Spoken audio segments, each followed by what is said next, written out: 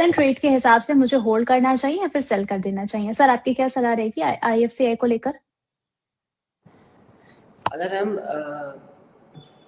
PSU banking को देखें तो काफ़ी शानदार आउट परफॉर्मेंस है यहाँ पे। ओवरऑल इंडेक्स आज बाजार में टॉप गेनर है। सारे सेक्टर्स की अगर हम बात करें तो PSU index one of the out performing sector है।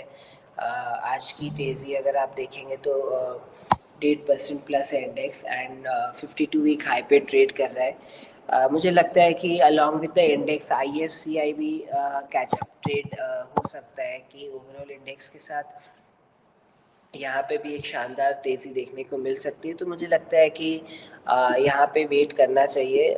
जो इस स्टॉक के पहले के 52 वीक हाई है 90 ऑड लेवल्स, वो स्टॉक टेस्ट कर सकता है बट टाइम ले सकता है। तो अगर थोड़ा लंबा नज़रिया है तो बिल्कुल यहाँ पे बने रहें। चलिए, अगर आपका लंबी अवधि का नज़रिया है तो स्नेहलता जी आप यहाँ पर बने रह सकती हैं। माधवी गुप्ता जी का भी सवाल आईएफसीआई को लेकर ही था, तो आपको जवाब भी माधवी गुप्ता जी यहाँ पर मिल चुका होगा। माधवी जी का एक और सवाल है सर, कह रहे हैं कि हेलो मेरे पास जो है जीएमडीसी के 605 रेंज पर शेयर्स हैं, क्या करना चाहिए? होल्ड करें और आगे के टारगेट्स आप क्या देख रहे हैं? पीएमटीसी जीएमडीसी। जीएमडीसी देखिए, ये भी कमोडिटी सेक्टर का कैंडिडेट है और आज हम देख रहे हैं कि अच्छा स्पाइक है निफ्टी मेटल इंडेक्स में। और जो स्टॉक्स कल भी वॉलेटिलिटी में अच्छे से स्ट्रेंथ बना के खड़े थे, आज वो सारे स्टॉक्स में ब्रेकआउट देखने को मिल रहा है। और अगर हम जीएमडीसी के स्ट्रक्चर की बात करें तो जीएमडीसी एक कंसोलिडेशन में है। यहाँ पे एक अच्छा मूव हमको ब्रेकआउट पे देखने को मिल सकता है और ब्रेकआउट के लेवल रहेंगे 640।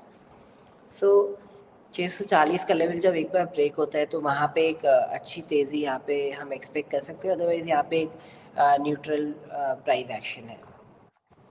चलिए ठीक है।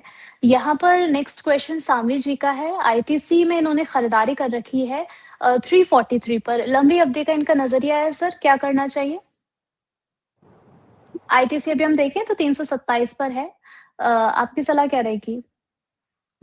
ऑल्दो अभी स्टॉक 327 पे ट्रेड कर रहा है बट मेरा लॉन्ग टर्म आउटलुक आईटीसी को लेके बहुत बुलिश नहीं है। ये आईटी की तरह एक कैंडिडेट है जहाँ पे हमने एक सिग्निफिकेंट फॉल देखने को मिला है। यहाँ पे रिसेंटली अगर आप लास्ट मंथ भी देखें तो स्टॉक ऑलमोस्ट 410 से लेके 340 जितना करेक्ट हुआ और ये निफ्टी में बहुत हैवी वेट कैंडिडेट है। तो ऐसे स्टॉक के साथ इतनी बड़ी मूवमेंट एक रिटेल पार्टिसिपेशन का काम नहीं है, ये एक इंस्टीट्यूशनल एक्टिविटी है।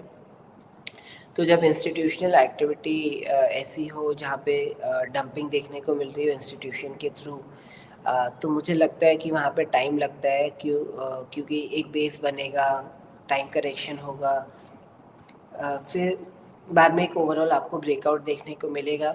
और दूसरा यहाँ पे एक हेड एंड शोल्डर ब्रेकडाउन भी देखने को मिल रहा है जो टेक्निकली एक बेरिश स्ट्रक्चर है। तो मुझे नहीं लगता कि यहाँ पे कोई रन अवे रैली आ रही है और अपॉर्चुनिटी छूट जाएगी। यहाँ पे आप अगर आपका नज़रिया 3 से 6 साल का है और नॉर्मल रिटर्न्स की एक्सपेक्टेशन है तो ही यहाँ पे बुलिश होना चाहिए। अदरवाइज मैं इस पे बहुत बुलिश नहीं हूँ। ओके, तो यहाँ से अगर सर हमें अपना कैपिटल को शिफ्ट करना हो तो आपके नज़रिए में कौन-सा ऐसा स्टॉक है जिनमें आप समझ सकते हैं कि यहाँ से अपना कैपिटल को जो व्यक्ति है वो कहीं और भी पार्क कर सकता है? मुझे लगता है अगर कैपिटल शिफ्ट करना है तो जो 2 सेक्टर है जो मेरे रडार में अभी आ रहे हैं वो है Nifty PSU banking space and Nifty metal space. ये 2 सेक्टर में कंटिन्यूसली हम higher high higher low patterns देख रहे हैं। और जो सेक्टरल टेलविंड्स है ये 2 सेक्टर के लिए वो काफ़ी बेहतरीन है। इवन प्राइवेट बैंकिंग स्पेस मुझे लगता है कि एक कंसोलिडेशन के बाद ब्रेकआउट्स के साइन बता रहा है। तो क्वालिटी टू क्वालिटी शिफ्ट करना है, जैसे आईटीसी एक क्वालिटी स्टॉक माना जाता है, तो क्वालिटी टू क्वालिटी शिफ्ट करना है तो प्राइवेट बैंकिंग स्पेस को स्टडी करना चाहिए। उसमें से जो टॉप लीडर है, टॉप 5 लीडर, वो सारे स्टॉक बेहतरीन है, उनको स्टडी करना चाहिए। चलिए ठीक है। एक और सवाल ले लेते हैं, गफूर खान जी हैं, बिल्कुल इन्होंने तो कोई जगह ही नहीं छोड़ी है, सवाल लिखने की इतनी बार पूछ चुके हैं। विक्रम सोलार में फ्रेश एंट्री ले सकते हैं क्या? अभी हम देखें विक्रम सोलार में सर अच्छी खासी आज गिरावट देखने को मिली है, 10.28% की आज इसमें गिरावट है। क्या 194 ये जो लेवल है वो सही है सर बाय करने के लिए? देखिए, जैसे कि मैं बात कर रहा था कि जो यूएस कई बार ट्रेंड सेटर रहता है ओवरऑल कमोडिटी ट्रेंड्स के लिए, ओवरऑल जियोपॉलिटिकल ट्रेंड्स के लिए। जैसे ऑयल का जो अभी मूवमेंट है बेसिकली यूएस की पॉलिसीज़ के ऊपर डिपेंडेंट है। इसी तरीके से मैं आपको थोड़ी देर पहले कह रहा था कि यूएस की जो पोजीशनिंग है वो ग्रीन एनर्जी की तरफ बहुत फेवरेबल नहीं है। इसके चलते हम जो भी सोलर कंपनीज है उसमें अंडर परफॉर्मेंस देख रहे हैं, और ये भी एक स्टॉक जो है वो हाईली अंडर परफॉर्म कर रहा है। Around the listing time stock 400 के आसपास ट्रेड कर रहा था, अभी 193 पे ट्रेड कर रहा है। तो यहाँ पे भी काफ़ी इंस्टीट्यूशनल डंपिंग देखने को मिल रही है। जब इंस्टीट्यूशन इस तरीके से कोई स्टॉक पे हावी हो जाते हैं या बेरिश हो जाते हैं तो वहाँ पे ऐसा नहीं है कि वी शेप रिकवरी इमिजिएटली देखने को मिलेगी, बट टेक्निकली अगर हमको साइन मिल रहे हैं तो वहाँ पे हम एक बुलिश व्यू बनाना सोचेंगे। बट राइट नाउ तो एज ऑफ नाउ जो स्ट्रक्चर बन रहा है वो लोअर हाई लोअर लो का बन रहा है, तो एक बेरिश स्ट्रक्चर बन रहा है, तो ये एक अवॉइड कैंडिडेट रहेगा। चलिए, तो विक्रम सोलार में अभी जो है करंट लेवल पर आप बाय ना करें, ये सलाह आपको एक्सपर्ट की तरफ से दी गई है। नेक्स्ट क्वेश्चन जो है सात्विक जी का है, ये हमारे प्राइम मेंबर हैं, मेटल के बारे में जानना चाह रहे हैं। हिंदुस्तान जिंक, कॉपर, एल्युमिनियम पर आपका नज़रिया बुलिश है, बेयरिश है? क्या नज़रिया है सर आपका मेटल्स पर आगे के लिए? देखिए, हम पहले जैसे कि डिस्कस कर रहे थे कि जो दो सेक्टर कंटिन्यूसली स्कैनर में आ रहे हैं उसमें से एक है निफ्टी मेटल इंडेक्स। जी। यहाँ हाई राय हाई लो पैटर्न देखने को मिल रहा है, जो डाउ थियरी के हिसाब से एक पॉजिटिव संकेत होता है, और आपको पता चलता है कि यहाँ पे एक इंस्टीट्यूशनल एक्यूमुलेशन दिख रहा है, और ये जो रैली है वो बैक बाय स्ट्रॉन्ग हैंड्स है। इजीली ये फिजल आउट नहीं होगी। इवन आज भी आप देखें तो शानदार 1.5% की रिकवरी है इंडेक्स लेवल पे।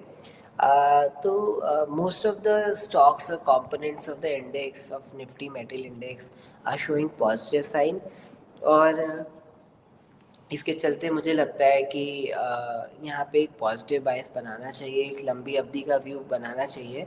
और क्योंकि वॉलेटिलिटी बहुत ज़्यादा है, हम अक्सर देख रहे हैं बेस मेटल्स और प्रेशियस मेटल में 5 to 10% का स्विंग देखने को मिलता है। कितनी बार ऑन डेली बेसिस 5% का स्विंग देखने को मिलता है।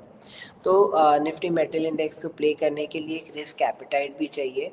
आपको एक व्यू बनाना चाहिए कि यहाँ पे एक वॉलेटिलिटी आप एक्सपीरियंस करेंगे, और वैसे ही आप अपनी पोजीशनिंग करें, पोजीशन को अपने क्वांटिटीज़ को उस हिसाब से एडजस्ट करें, और फिर एक यहाँ पे एक व्यू बनाएं। ओवरऑल जो चार्ट स्ट्रक्चर है वो काफ़ी पॉजिटिव है। मुझे लगता है कि एक रैली अभी भी यहाँ पे चालू है, कंटिन्यू है, और आगे भी अप ट्रेंड कंटिन्यू रहेगा। तो मेरा तो निफ्टी मेटल इंडेक्स पे एक पॉजिटिव नज़रिया है यहाँ पे। चलिए सात्विक जी, यहाँ पर जो है सर ने कहा है कि वो लॉन्ग टर्म के लिए यहाँ पर बुलिश हैं। काफ़ी पॉजिटिव इंडिकेशन मेटल की तरफ से सर को आते हुए दिख रहे हैं। सर इनका एक और सवाल आया है यहाँ पर, कह रहे हैं कि सर बैंकिंग में आप बताइए कि बहुत अच्छा अभी परफॉर्म करता हुआ नज़र आ रहा है, आगे यहाँ पर डिप आ सकता है क्या? देखिए, इस साल में आप बोलेंगे तो मैं कहूँगा डिप कभी भी आ सकता है, क्योंकि ओवरनाइट कोई भी न्यूज़ हमें देखने को मिलती है, और बिकॉज इतना सारा न्यूज़ फ्लो है, इसलिए जो इंस्टीट्यूशनल एक्टिविटी है, एफआई एक्टिविटी, डीआई एक्टिविटी, उसमें बड़े बाय सेल फिगर्स आते हैं। जैसे कि कल भी हमने एक अच्छा डिप देखा। मुझे लगता है कि डिप की पॉसिबिलिटी है, बट आपका अगर लॉन्ग टर्म नज़रिया है तो यहाँ पे एक बेहतर स्ट्रैटेजी रहेगी कि आप एसआईपी अप्रोच फॉलो करें। तो आप टाइमिंग में चूकेंगे नहीं, आपका एक अच्छा लेवल पे एक्यूमुलेशन भी आप कर सकते हैं, और ओवरऑल आप ट्रेंड को भी प्ले कर पाएंगे। तो ओवरऑल नज़रिया निफ्टी बैंकिंग पे बाय ऑन डिप्स का रहेगा।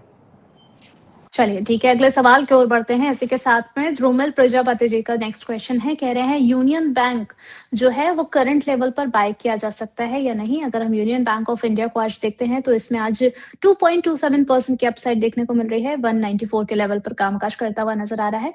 अपने इसके आसपास जो है सर ये चल रहा है, आपको क्या लग रहा है आगे के लिए क्या टारगेट्स हम यहाँ पर कंसीडर कर सकते हैं? देखिए, यूनियन बैंक ने बहुत अच्छा रिटर्न डिलीवर किया है और अभी अपने मेजर हाइस पे 2017 के हाई को टेस्ट कर रहा है, which is also the resistance zone. 200 का जो लेवल है इसका रेजिस्टेंस का जोन है। तो मैं कहूँगा कि शॉर्ट टर्म के बजाय अगर लॉन्ग टर्म आपका नज़रिया है तो यहाँ पे आप बने रहें, क्योंकि अब ये स्टॉक अपने रेजिस्टेंस जोन में एंटर कर रहा है।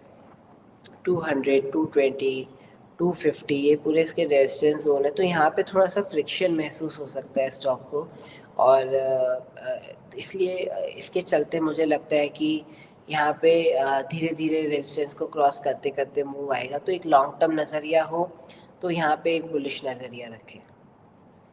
चलिए ठीक है, यहाँ पर अगर आप लंबी अवधि के लिए जाना चाहते हैं तो सर को पॉजिटिव नज़र आ रहा है, तो आप उस हिसाब से यहाँ पर एंट्री कर सकते हैं। विनीता गुप्ता जी भी हमारी प्राइम मेंबर हैं, आपका नज़रिया जानना चाह रही हैं काइंस टेक को लेकर और भारत फोर्ज को लेकर।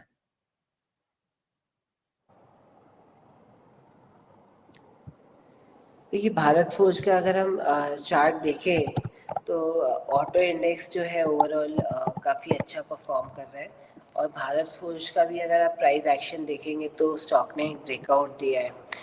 जो इसके प्रीवियस स्विंग हाई थे 2024 के जून के लेवल, स्टॉक ने डिसाइसिवली क्रॉस किए। तो यहाँ पे भारत फोर्ज में एक पॉजिटिव नज़रिया रहेगा। और सर एक और इनका सवाल था काइंस टेक को लेकर, अभी हम इसको देखें तो 3886 के आसपास चलता हुआ नज़र आ रहा है, आपकी सलाह क्या रहेगी? एक बार रिपीट करेंगे नेम? सर मैं स्पेल आउट कर देती हूँ, KAYNES Kaynes technology.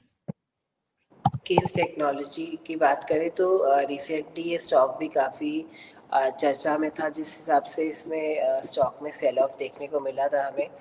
7600 odd level से ये स्टॉक ऑलमोस्ट हाफ हो गया है। 3300 ये स्टॉक ने टेस्ट किया। इवन लास्ट 2 दिन से भी स्टॉक में अच्छा खासा करेक्शन देखने को मिल रहा था। जैसा कि मैं पहले एक्सप्लेन कर रहा था कि जब इस तरीके का सेल ऑफ आता है, 50% करेक्शन ये स्टॉक ने एक्सपीरियंस किया है, तो इन दिस केस टाइम लगता है एक रिकवरी के लिए, बेस बिल्डिंग के लिए। जो जो इंस्टीट्यूशनल सेलर्स है वो